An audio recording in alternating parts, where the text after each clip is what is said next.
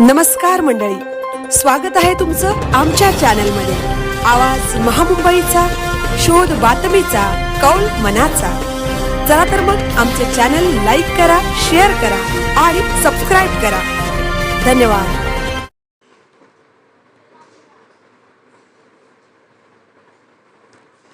प्रवीण बोपुलकर यांच्या वाहन कथेचा संत गाडगेबाबा अमरावती विद्यापीठाच्या अभ्यासक्रमात समावेश। श्री प्रवीण जगन्नाथ बोपुलकर यांच्या साहित्यिक कार्याला मानाचा सन्मान मिळाला असून त्यांच्या गाजलेल्या वाळन कथेचा BA भाग 2 सत्र 4 साठी नेमलेल्या मराठी साहित्य या विषयाच्या अभ्यासक्रमासाठी राघव पब्लिकेशनद्वारा प्रकाशित वैदर्भीय कथा या doctor Ganesh Malte, doctor Gajanan Munde, doctor Rajesh Mirge संपादित या पुस्तकाचा संत गाडगेबाबा अमरावती विद्यापीठाच्या अभ्यासक्रमात समावेश करण्यात आला असून या ग्रंथास सुप्रसिद्ध समीक्षक डॉक्टर माधव पुटवाड यांची प्रस्तावना लाभली आहे।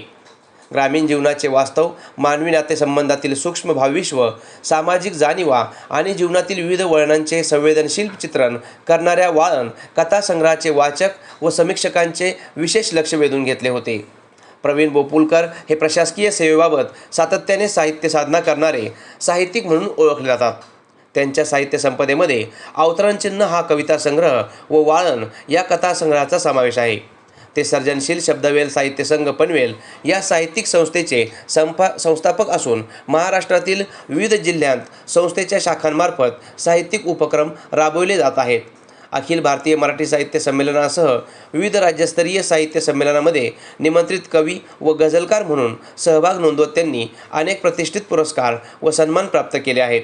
संत गाडगेबाबा अमरावती विद्यापीठाच्या अभ्यासक्रमात वाळनचा समावेश हा त्यांच्या साहित्यिक प्रवासातील महत्त्वाचा टप्पा मानला जात असून या कथासंग्रहामध्ये ज्येष्ठ साहित्यिक उद्धव शेळके, भाऊ मांडवकर, नामदेव कांबळे, बाबाराव मुसळे, प्रतिमा इंगोले, पुरुषोत्तम बोरकर, सतीश तराळ, सदानंद देशमुख, अशोक मानकर, एकनाथ थट्टे यांसारख्या मातब्बर कथाकारांबरोबर प्रवीण बोपुलकर यांना स्थान मिळाल्याने सर्वत्र अभिनंदनाचा वर्षाव होत आहे।